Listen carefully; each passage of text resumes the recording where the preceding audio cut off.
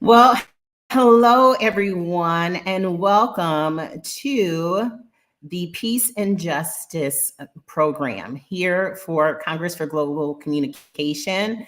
And this was founded by Dr. Sonia, and we really appreciate her allowing us to be on today. I'm going to bring on Dr. Shannon, and we'll go over some of our purpose and mission information. How are you doing, Dr. Shannon? Thank you. I'm doing well, Dr. Crystal. Thanks for having me here. Um, the vision, mission, and purpose of CGC, the Congress for Global Communications, exists to promote diverse and inclusive dialogue, resulting in civility for all. The mission of the Congress for Global Communications is to build global connections and communication for the advancement of sustainable development goals by providing training, policy recommendations, and empowerment forums for an overall scope of transforming the world. The purpose is to encourage dialogue, to impact the humanity through collaborative global communication, to be a resource for sustainable development goals. The purpose of Peace, Justice, and Strong Institutions team is to offer recommendations and strategies to promote peaceful and inclusive societies for sustainable development, provide access to justice for all, and build effective, accountable, and inclusive institutions at all levels. Peace, stability, human rights, and effective governance based on the rule of law are central to the realization of human rights and a prerequisite for sustainable development. The most common violations of peace worldwide are against women, people of color, and children. Next, we'd like to introduce all the team members. I guess I can go first. I am Dr. Shannon Miller Cox. Awesome. I live in Salt Lake City, Utah, and I have worked in law enforcement for 20 years and then started a nonprofit for women, LGBTQIA, and youth fleeing domestic violence, sexual assault, and human trafficking. And so my peace building is in the healing of trauma and work in institutions where people are locked up in correctional facilities around the world. Dr. Arv? Awesome. Welcome. Thank you. I can't hear her. Arv, you're on mute. You're on Okay. mute. Can you hear me now? Yeah. Good morning, good afternoon, and good evening to those of you who've tuned in. I'm Arv Kelsey. I'm the director for Aratus Health Limited, which is a company that does importation of medical devices. I'm also a Lion, and I've been a Lion for the last 6 years. I'm the president of Lions Club of Nairobi, Phoenix. We do very interesting community work, which I'd love to share with you and bring some of those examples into the peace, justice, and strong institutions. Apart from that, I do a lot of various channels, including my company, and continue and contribute to the best of my ability.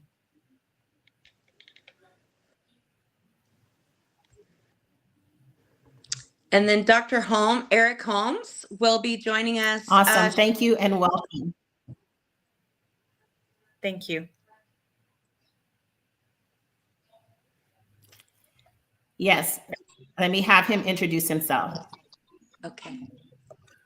Well, good afternoon, everybody. I am Dr. Eric, can you Holmes. introduce yourself? Yes. Can you hear me? Yes.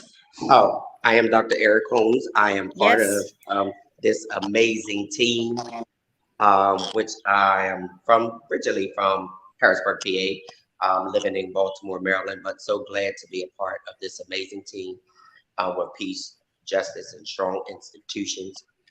I'm an author, trying to talk about yourself or something, but I'm just a humble servant who said yes. Healthcare worker at Hopkins, 26 years, certified life coach, mental health and behavioral health coach. And I'm just one who is just willing to work and do whatever I can in my passion and purpose that God has birthed in me.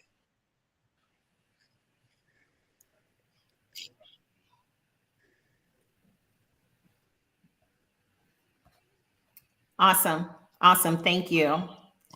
And I want to see if we can just show this quick commercial for CGC before we get started in the group discussion. And then we can have everyone talk about this next topic.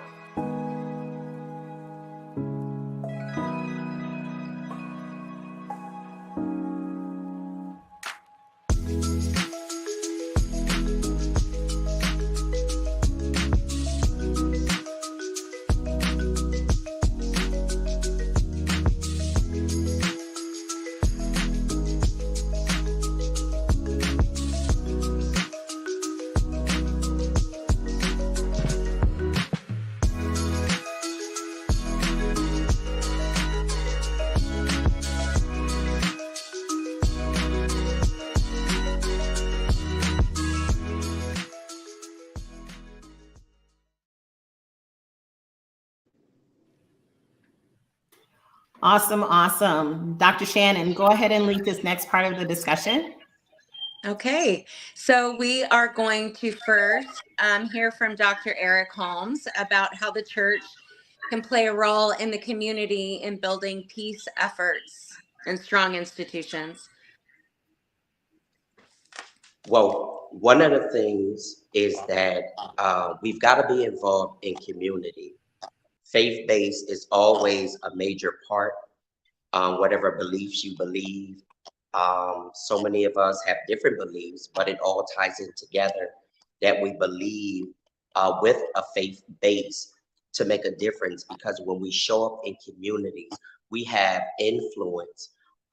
We have that community driven when we're out into the communities, and that we're building relationships and we're building trust and we're building people and we're building confidence, but building solid relationships that we can now sit down and do discussions.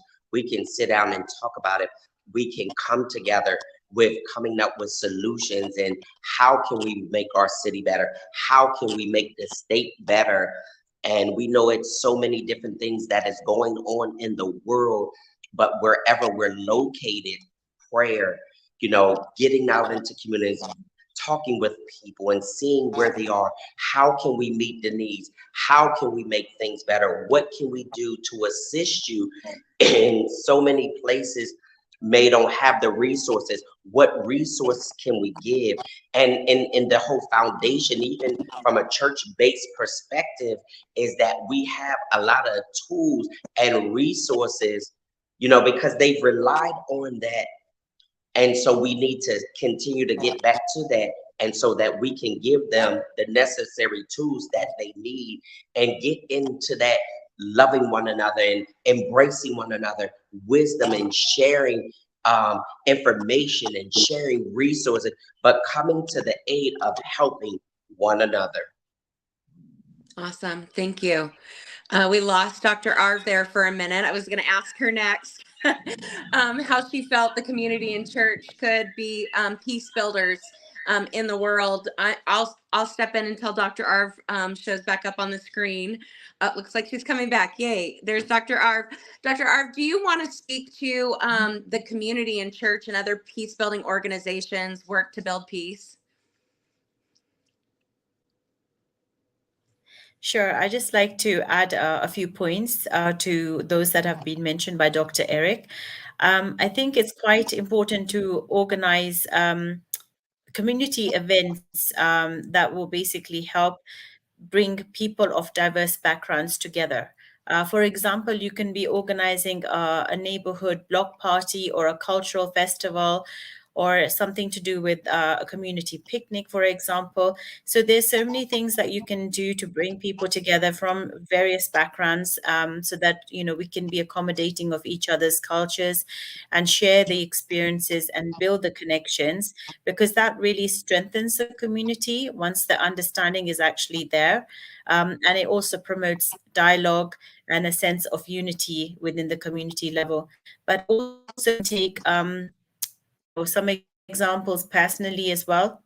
For example, attending community events organized by my organization, We can also actively engage in any neighborhood activities. Sometimes in the UK, there are street parties that take place. You get to know your neighbors very nicely as well. And also, there's an opportunity to start local clubs or groups that have shared interest, hobbies, or causes to foster a sense of community.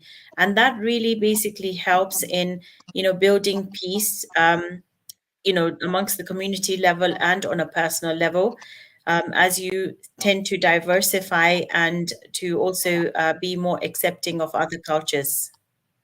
Beautiful. Thank you, Dr. Arf. When I think about community, what the community can do to build peace, I think of individuals being healed so that they no longer carry anger in their bodies, minds and bodies. I worked in corrections for 20 years with people coming out of prisons and jails and victims coming out of those spaces as well. And when the brain heals and anger leaves the body and the spirit, and a person becomes more peaceful in their spirit, they're no longer carrying that into violent spaces and creating violence in the community. So I think about creating trauma-informed workspaces and trauma-informed work and responsiveness, healing work that's going on in adult and youth correctional settings all over the world, in foster care settings, where people are suffering from poverty, homelessness, domestic and sexual violence, where they're fleeing harm. You think about what's going on in the world right now and how many people are fleeing harm. Their brains are being rewired for fight, flight, and freeze, which can cause anger in the brain and in the system and create more violence in response. Everyone wants to respond with violence. It's creating a space where people can heal their brains, heal their limbic systems, and no longer feel those violent tendencies towards one another. It's creating trauma-informed and responsive schools. In Europe, there's something called the healing classroom model, where they're teaching social, emotional learning, conflict resolution, and teaching children to meditate for peace in a classroom. There are trauma-informed and responsive community centers where there's no wrong stop for healing for all human beings, not just the wealthy white human beings of this world, but for all human beings. And a trauma-informed and responsive medical care model where it starts in the cradle and takes you all the way through the grave. We can live longer if our minds and bodies are healed. We can live less violent lives, more peaceful, calm, healed lives with all of this new research. Next, we're going to move on to the national and global efforts for peace. And I'm just going to touch on a couple really big, really amazing, beautiful movements that are occurring across the world. There is a view of creating peace through the economics of peace. It's well researched. There are the pillars of peace that countries can look at on that global country view about how they collaborate with neighboring countries, about how they deal with corruption inside of the country so that there's better peace building efforts. Really beautiful academies that are free. Any one of us can jump on the internet if we have access and join a free Positive Peace Academy and learn about the pillars of peace. We can become individual peace ambassadors. We can hold peace, we can start holding national peace workshops from this knowledge. So it's all free. There are colleges across the world that are teaching the economics of peace and the pillars of peace as a curriculum, as a tool to create peaceful nations. And so there's that really beautiful economic view of the peace model, but then there are some really powerful spiritual movements towards peace in the world. There is a gathering that is about to happen in Hyderabad, India, where 10,000 transcendental meditators will gather from December 29th to January 13th to raise the vibration of the earth so that there is more peace and calm on the earth. If 3 to 5% of the world meditates with them, we will see a shift and a raising of a vibration on this earth, and we will see more peace. There's been research around prayer movements and meditation movements that create peace in cities where violence levels were really, really high. There's an inner peace movement that teaches spiritual tools, meditations for peace, and tools for peace. There are individual spiritual leaders that are starting to do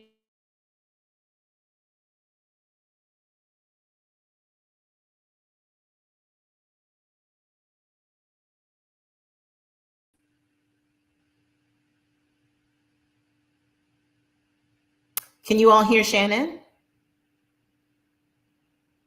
No. Her screen Okay, just so like she was went blank. yeah, Oh, there she talking is. about national and global, and then now she's back. Let me bring back Shannon. Okay.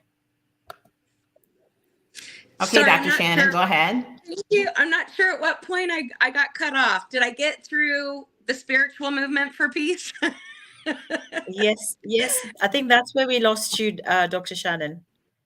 Okay. So, there are some really powerful spiritual movements for peace in this world right now. There's about to be a 10,000 meditator World Peace Summit in Hyderabad, India from December 29th to January 13th, where 10,000 meditators will meditate together and hundreds of thousands will meditate around the world to raise the vibration of this earth and start to heal the violence movement on this earth. There are peer-reviewed research articles about how when this powerful prayer and research model happens, violence stops in communities where murder levels are very high. There is an inner peace spiritual movement where it teaches you your purpose on this earth. It teaches you to meditate for peace. There are tools for peace. And individual spiritual leaders are starting to do walks for peace. Joe Dispenza just did a 100,000 person walk for peace internationally to heal the world and to change the direction of the violence that is occurring in this world. So there are these powerful, beautiful institutional movements towards the economics of peace in colleges, and on an individual level, you can learn to do that piece of the work. And there are these beautiful spiritual, peaceful movements that you can join if that's calls to your spirit. Dr. Arv, will you speak to Justice and Strong Institutions' relationship to peace?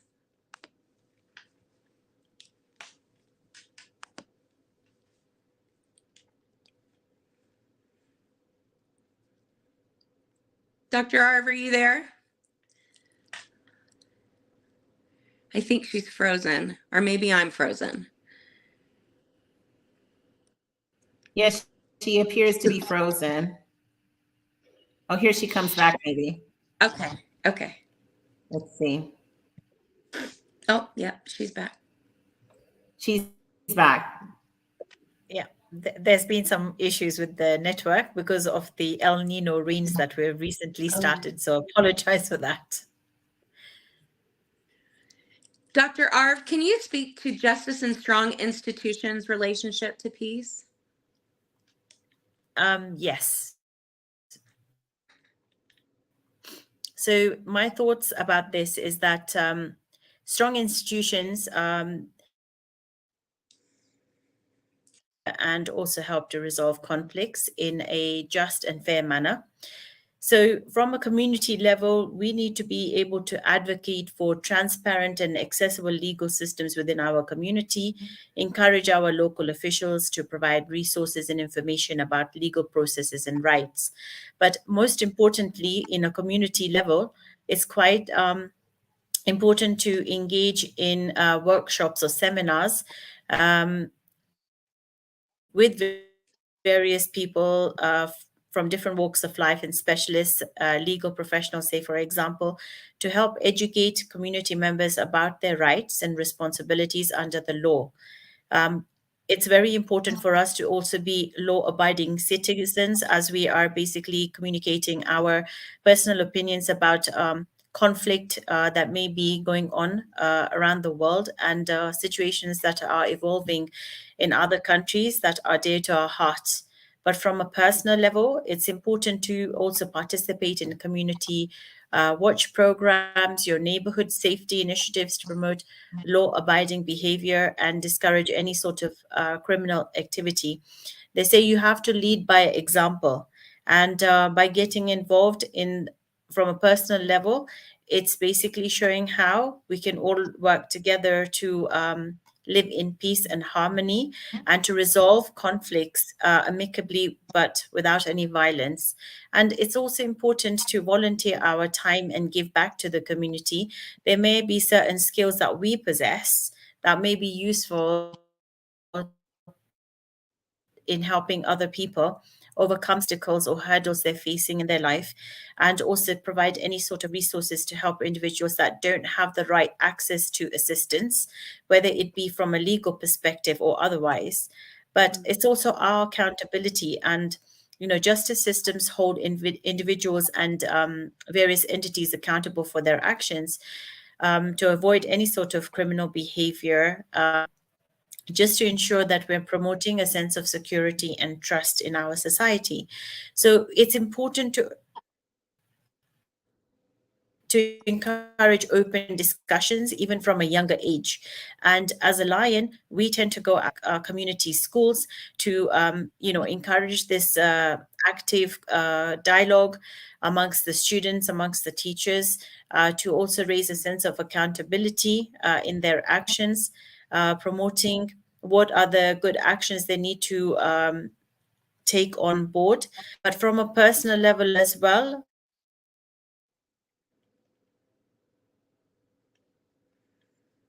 international issues that are relating to accountability and justice. We can't just stand by quietly and watch things evolve. If we're going to make a change, we also need to take that one step forward.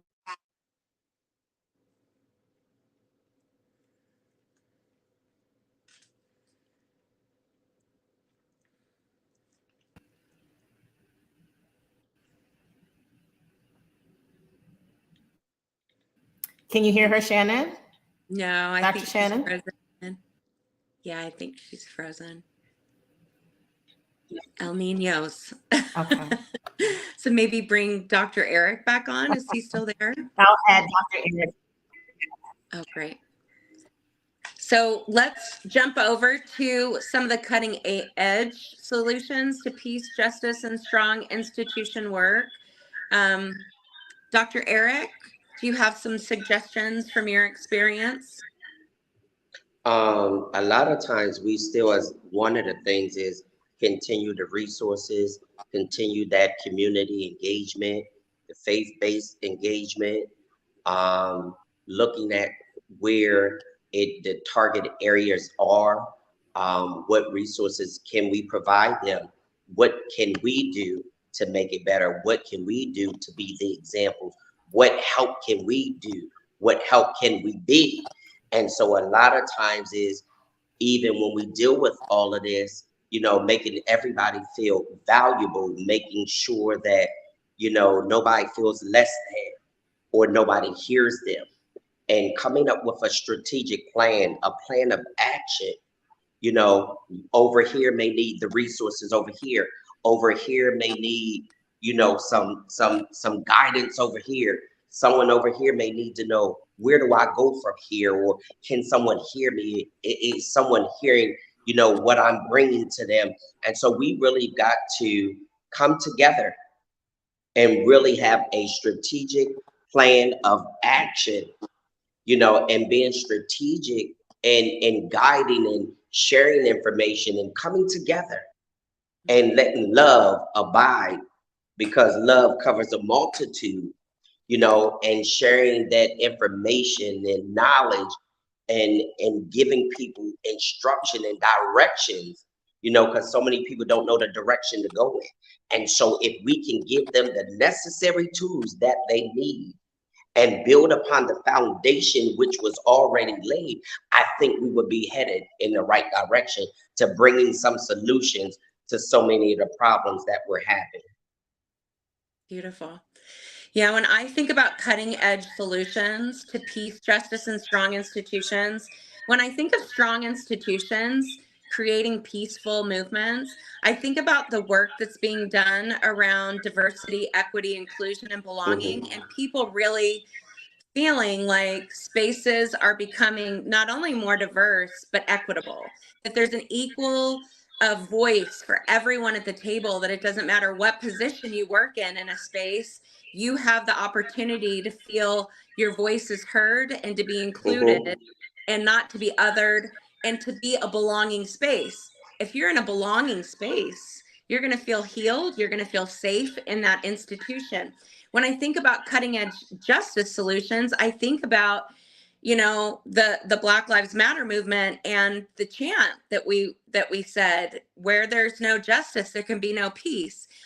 People have to believe in a just system in order to believe that they're truly protected and belong to that system, that it works for them and not against them, that peace officers are truly peace officers, that there's a movement to bring a peace movement to officers in this country and in other countries, especially where we're so heavily armed in this country. As a retired police officer, I know there are peace movements in law enforcement that have to occur in order for people not to be scared of law enforcement, and that will bring peace into the community. There are also institutional worker cooperative models where people truly feel equitable because there's equal pay, equal voice, equal power. There are brain healing, peaceful, calming, spiritual healing movements that are occurring around the globe that were not there 20 years ago.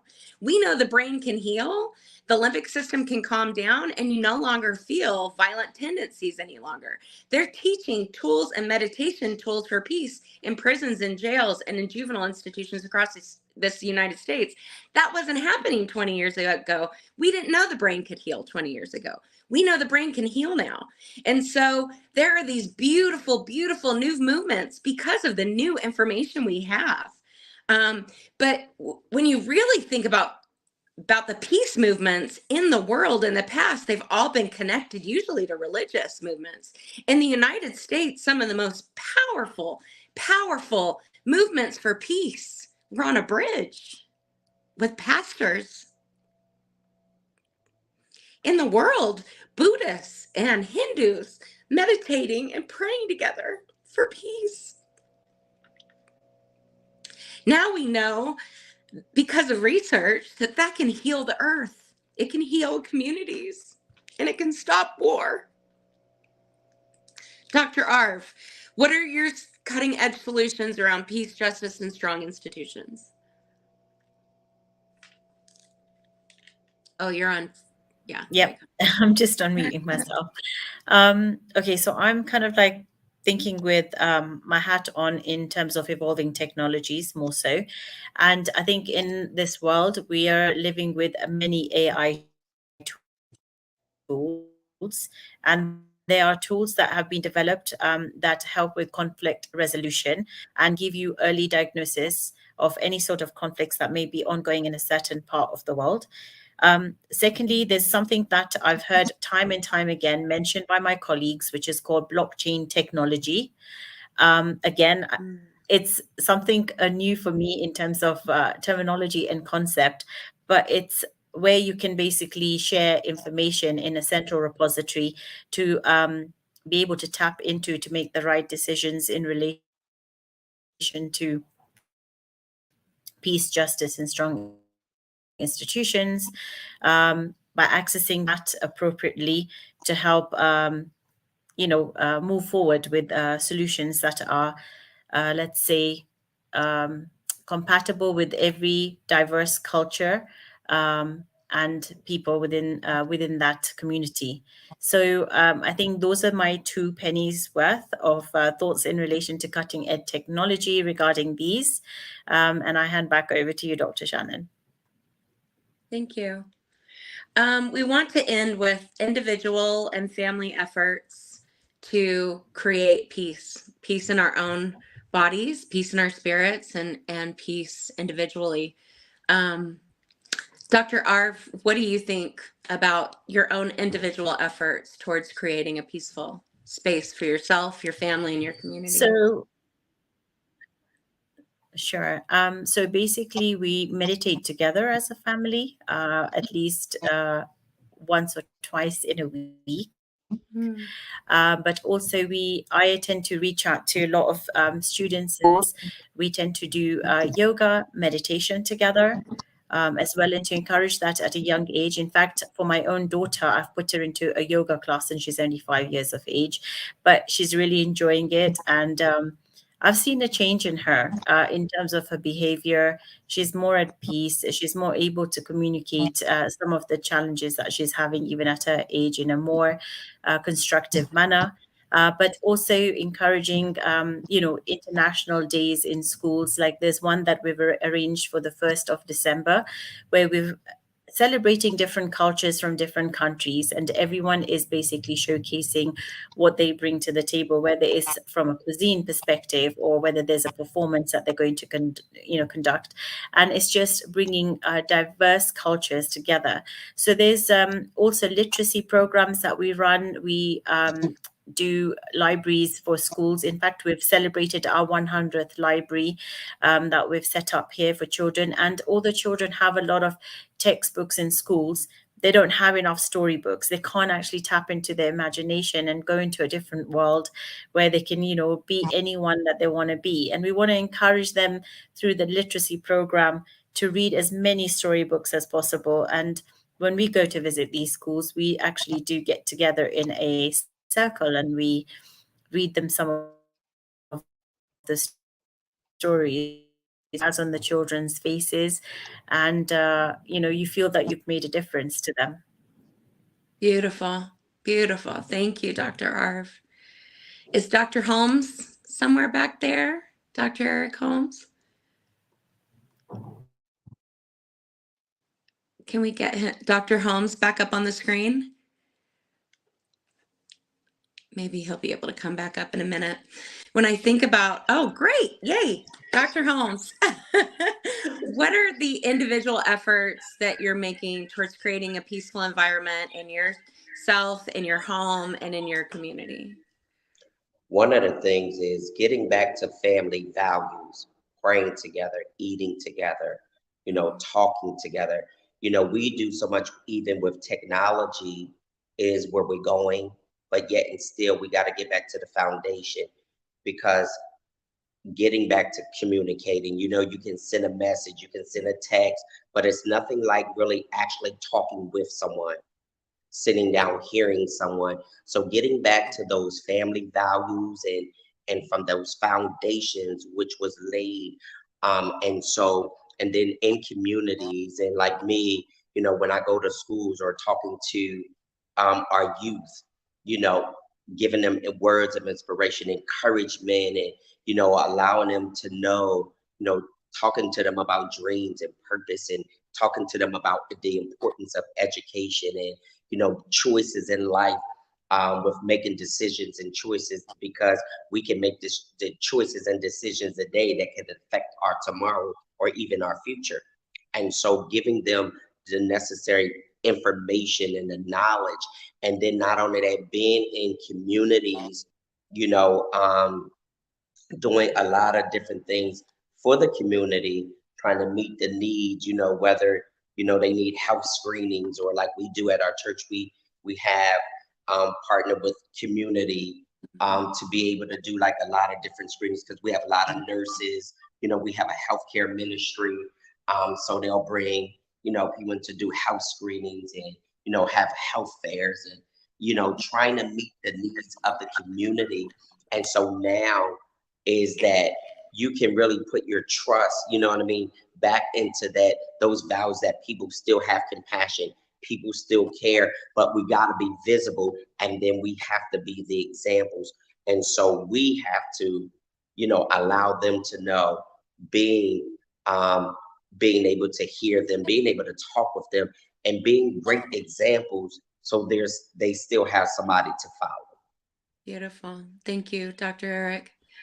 When I think about my own individual efforts towards peace, I remember a time when I didn't feel so peaceful. I had experienced a lot of horrific trauma in my childhood, And I became a police officer to stop the violence, interpersonal violence in my life.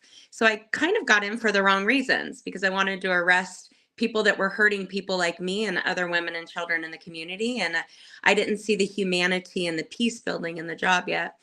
Once I was able to heal my own brain and feel an inner peace, I no longer had anger in my spirit any longer. And I realized that all the beautiful human beings that I was supposed to arrest were suffering from their own trauma, self-medicating in addictions, the pain and suffering in their own brains and bodies, and that they could heal too, and that we could have a more peaceful and healed world if we allow everyone to heal, victims and perpetrators, each of us individually learning how to heal our own minds, our own spirits, so that we can feel what God has called us to do on this earth.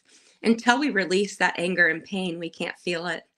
But once we feel it, we spread it. We spread it to our families and our children and the people that we love. We spread it to our communities. And we truly are examples for holding peace and being just and making sure the institutions we're involved in are peace building justice institutions. The brain can heal, the nervous system can heal, and we can take accountability for our own vibration and what we bring to this earth. We can help others find those healing spaces and raise their vibration. I remember my daughter was being called racially ugly things, and she started experiencing some really bad anxiety and depression. And I asked her if she wanted to learn how to meditate. And so I took her to my practitioner. And so aside from prayer, she can now raise her vibration, and it releases all of the anxiety and depression and anger she feels in her heart. So at an individual level, we can help people heal. And we can make sure our homes are peaceful. And then we can spread that example beyond our homes to schools and the community partners that we engage in and in the institutions where we work. So I think about, one small drop in the ocean. But if we all add to that ocean of peace and love and inclusion and equity, what can we do in this world? Dr. Arv, would you like to wrap us up? Thank you very much, Dr. Shannon. Well, before we wrap up, I've I learned want a lot from you to bring today. on Dr. Sharon. Well, My pleasure. before we wrap up, Arv, can you hear me? Yes. Yes, Yeah, I can before hear we you. wrap up, I want to bring on Dr. Sharon for some final comments, and then you can do the wrap Sure. up. Let me bring on Dr. Sharon. No problem. Great. Good afternoon, everybody, and praise the Lord. And I am so sorry, but I actually have been dealing with an issue regarding peace, justice, and strong institutions. And so I had to balance whether I came on this Zoom or whether I continued to facilitate an issue with a very powerful political organization here in the area in which I'm located, which is the District, Maryland, and Virginia area. And part of it is a very strong advocacy group, and I won't mention the name of it, but they were dealing with some internal issues that needed facilitation and resolving. And the hope would have been that we finished at 1 o'clock, but there were some really hot button issues that needed to be addressed. And so I did want to at least pop on, and I thank my team, great team, for leading the way and continuing without me, because one person doesn't stop any show. And I thank Dr. Crystal for jumping in for me as well. But it really, as I prayed about it, God really led me to the fact that I was doing the work that we were talking about. And so it was facilitating individual issues so that there could be consensus on the mission and the vision of the organization, which is to advocate for human rights, rights of minorities, and rights for marginalized people. And sometimes our individual issues can get in the way of the organizations to be effective.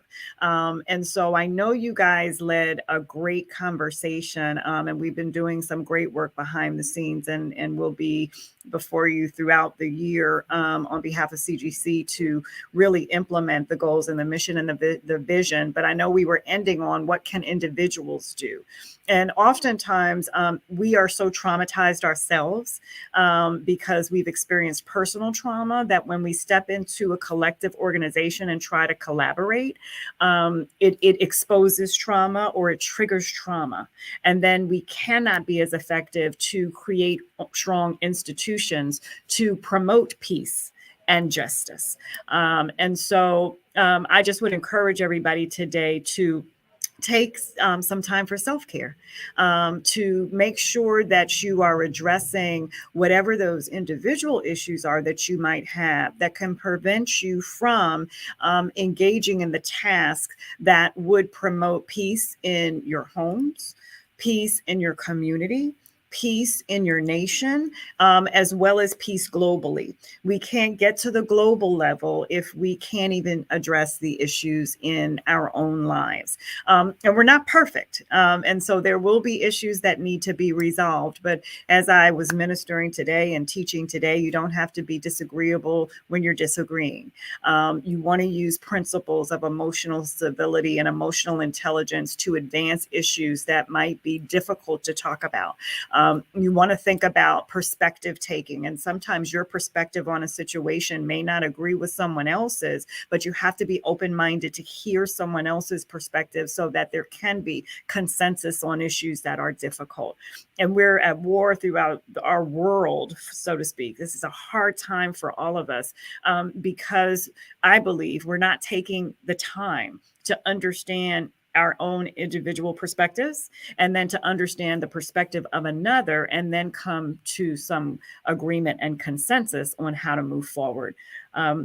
So I thank the team today. I don't want to belabor the time. I so apologize because this is obviously one of my greatest organizations, but the issues in this conversation were so great that I needed to continue to facilitate. And when it was in alignment with what we were doing today, I believed that God had me where I needed to be for such a time as this. So thank you all for watching from wherever you're watching throughout the world. Thank you, Dr. Sonia, for being such a great leader. Thank you, Dr.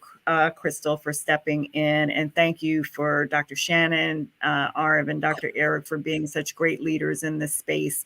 And we continue to look forward to bring forth the policies and the procedures and the great work of CGC to make a difference in Sustainable Goal 16. So thank you.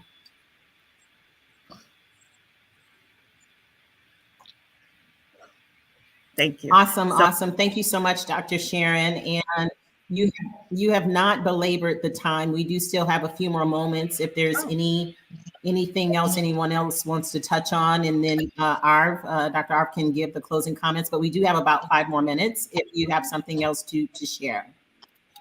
So I know I'm coming in late, but I know what we had planned to talk about. And what I do love about this team and what I love about what CGC is doing is looking at peace, justice, and strong institutions from various levels. And so again, as we said, the individual level, the community level, the national level, and the global level. And we have an individual responsibility to promote peace. We have an individual responsibility to heal.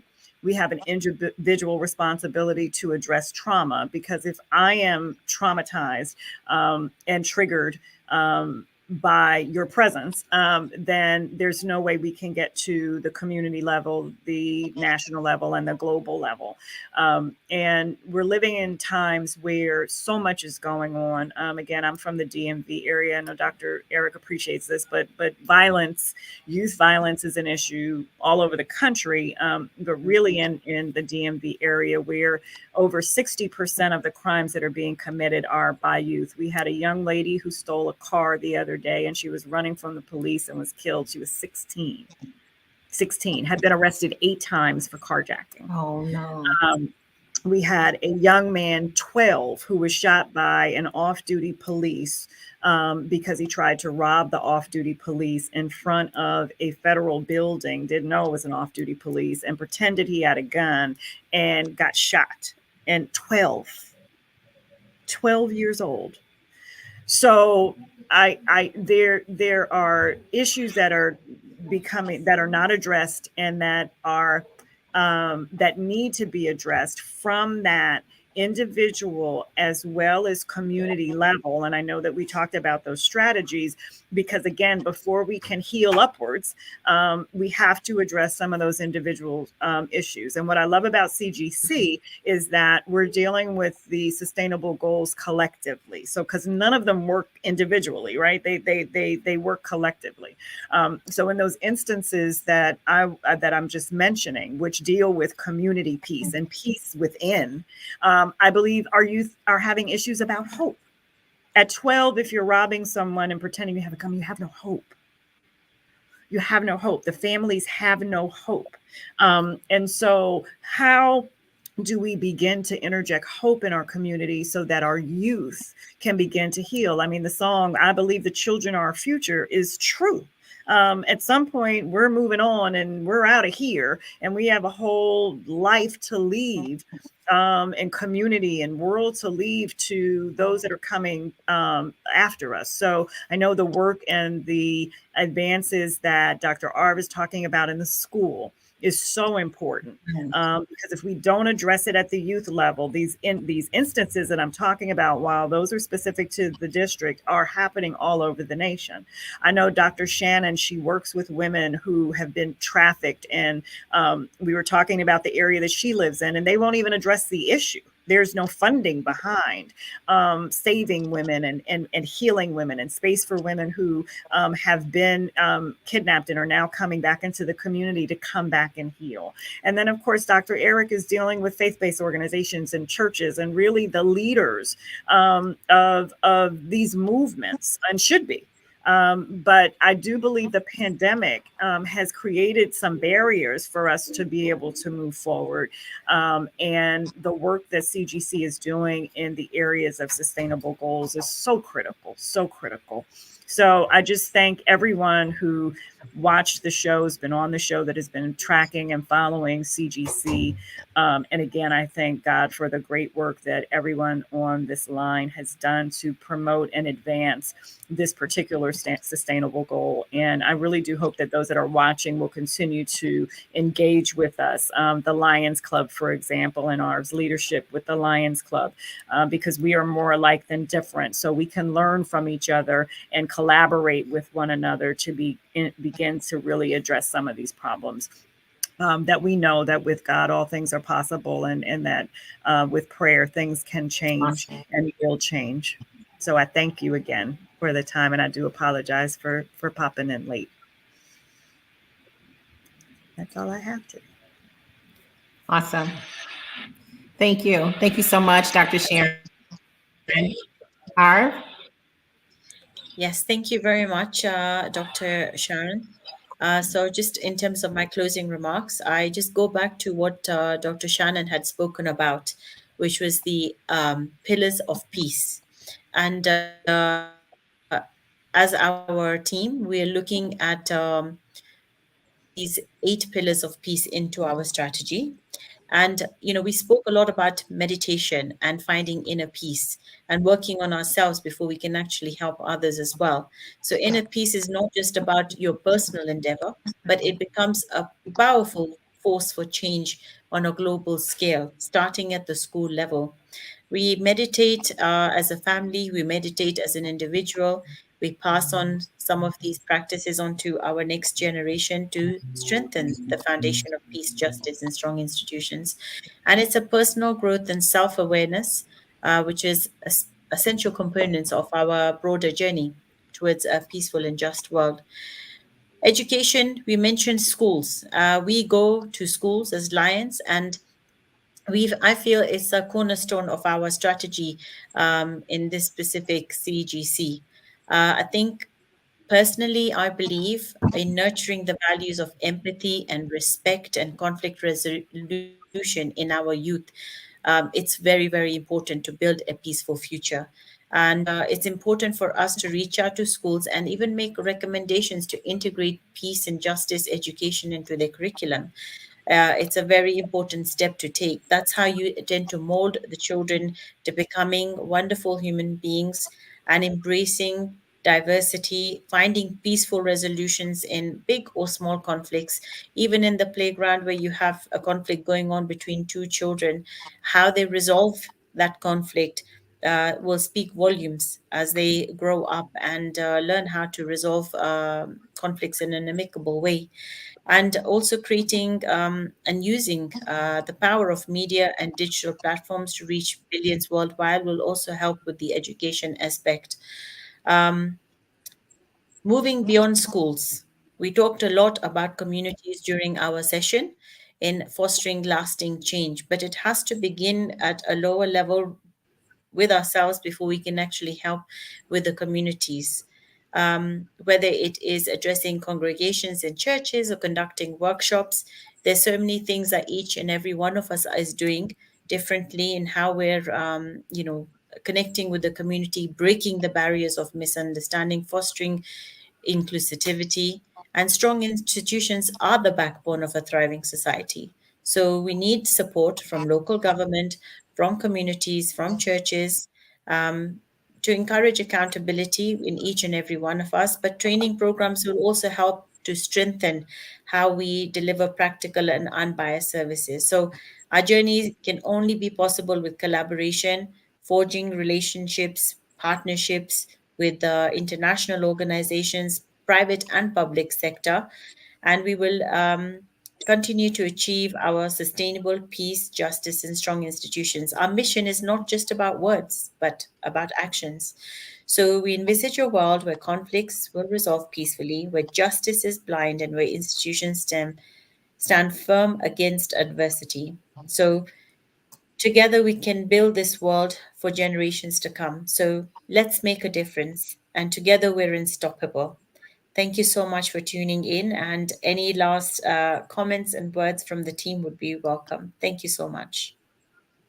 Beautiful. Thank you. Beautiful. It's a great summary. Just again, thank you so much for tuning Well, I would just in. like to thank everyone. Go ahead.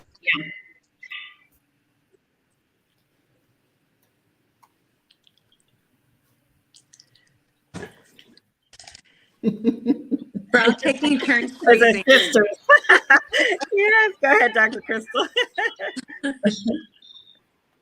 You frozen? You frozen? Yeah, I was just going to say that we have truly heard some amazing, we truly heard some amazing input today based on the vision of Congress for Global Communication, which is it exists to promote diverse and inclusive dialogue resulting in civility for all. So with the passion of Dr. Shannon and all of what she talked about, the passion of Arv and Dr. Eric and you, Dr. Sharon, just bringing it all home for us with your comments. We really appreciate all of you all. And for anyone who's watching, if you tuned in late, you can get this on #replay as well. We thank Dr. Sonia for all of what she does for Congress for Global Communication and bringing us all together. And with that, we want to thank you for being a part of today's broadcast. We will end with her commercial of CGC. Thank you so much. Thank you.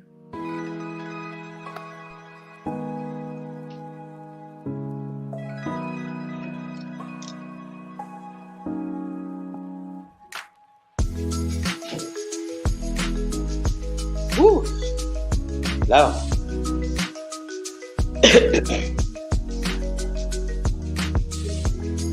Homemade